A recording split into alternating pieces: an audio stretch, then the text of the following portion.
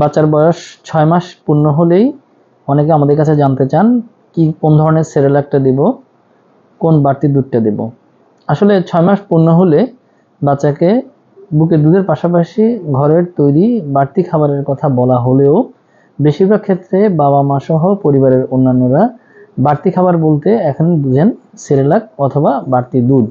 এবং বাড়তি দুধ বলতে ফর্মুলা দুধ এবং এই যাতে আর্টিফিশিয়াল রেডিমেড ফুডগুলোর প্রতি আমাদের সবারই অনেক বেশি আগ্রহ। সেরেলাক যদি আপনি খাওয়ান তাহলে দেখা যাবে যে অ্যাডেড সুগারটা থাকে, সেই অ্যাডেড সুগার বা বাড়তি সুগার বাচ্চার খাওয়ার আগ্রহ তৈরি করতে পারে বা সেরেলাকের প্রতি একটা আগ্রহ তৈরি করতে পারে। কিন্তু এটা দীর্ঘদিন করে খাওয়ালে হবে কি, এটা দীর্ঘদিন ধরে খাওয়ালে কিন্তু ঘরের যে বাড়তি খাবার বা ঘরের তৈরি খিচুড়ি অথবা বিভিন্ন ফল যেগুলো আমরা বলে থাকি বাচ্চাকে খাওয়ানোর জন্য 6 মাস পরবর্তী সময়ে, এগুলোর প্রতি কিন্তু বাচ্চার আগ্রহ তৈরি হবে না। যদি সেগুলোর প্রতি আগ্রহ তৈরি না হয় তাহলে কিন্তু বাচ্চার যে প্রপার পুষ্টিটা বা পর্যাপ্ত যে পুষ্টিটা 6 মাস পরবর্তী বাচ্চার প্রয়োজন এবং পাশাপাশি বাচ্চার শরীরে যে ভিটামিন মিনারেলস সহ আয়রনের যে ঘাটতি সেগুলো পূরণ করার জন্য এই সময় যে বাড়তি খাবারটা প্রয়োজন সেই জন্য যদি বাচ্চা আগ্রহী না হয় তাহলে কিন্তু বাচ্চা দীর্ঘমেয়াদী দেখা যাবে অপুষ্টিতে ভুগতে পারে। সেজন্য 6 মাস পরবর্তী সময়ে ঘরের তৈরি বাড়তি খাবার দিন, বাড়তি দুধ অথবা সেরেলাকের পর সম্পূর্ণরূপে ডিপেন্ডেন্ট হবেন না।